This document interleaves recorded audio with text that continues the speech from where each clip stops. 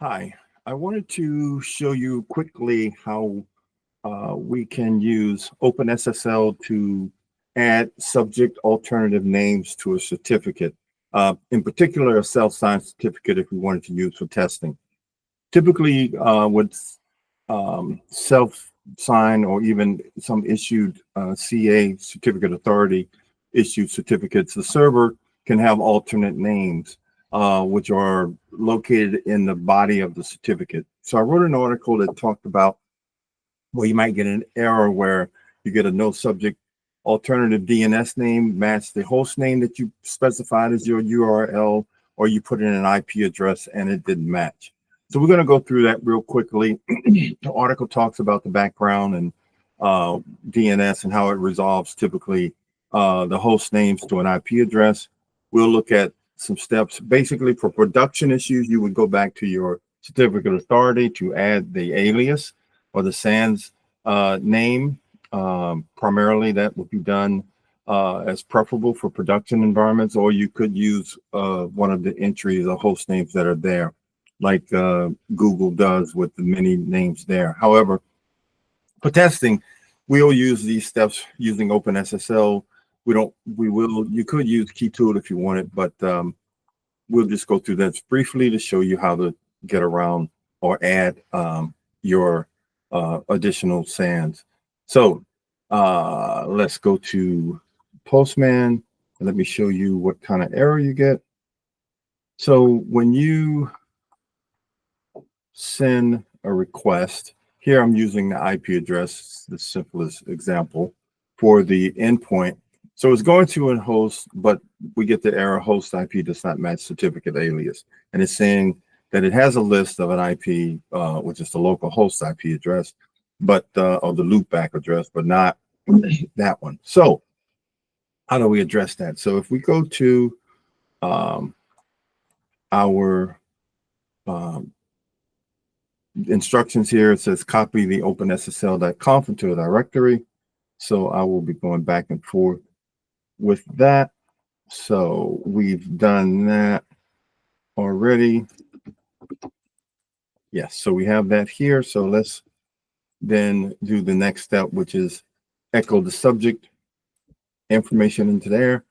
And then we will echo the third step is echo our SANs. So here I've modified it so that we would have the appropriate IP addresses and localhosts. We put that in the configuration, and then we now use OpenSSL to create a PF, a private key. So we do that. Now I transported this P12 file over on a host so that we can import it into Boomi. So this is now our private server key. This is what we have currently. So we want to create a certificate. So we go to 509, create the certificate here, and then we import, of course, the file that we created, which is this file. Change the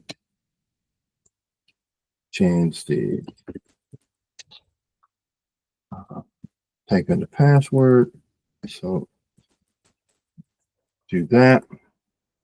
Okay, so now we have the key, actually the new server key. So now, because Boomi, we're using this server, new server certificate, we want to use it. So we will remove what we have there. This is the new one. We will save this, and then the shared web server will restart.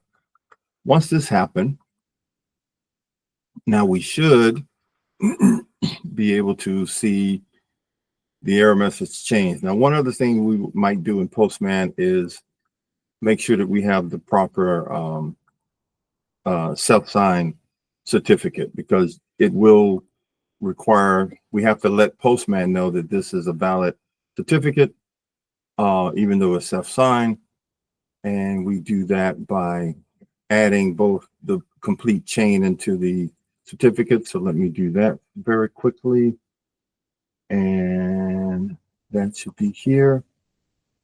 So Now that we have that in place, now if we send the same request to that IP address, we should get a successful 200, and you can see that there is no error, and you can also see that the certificate is the one that we just created.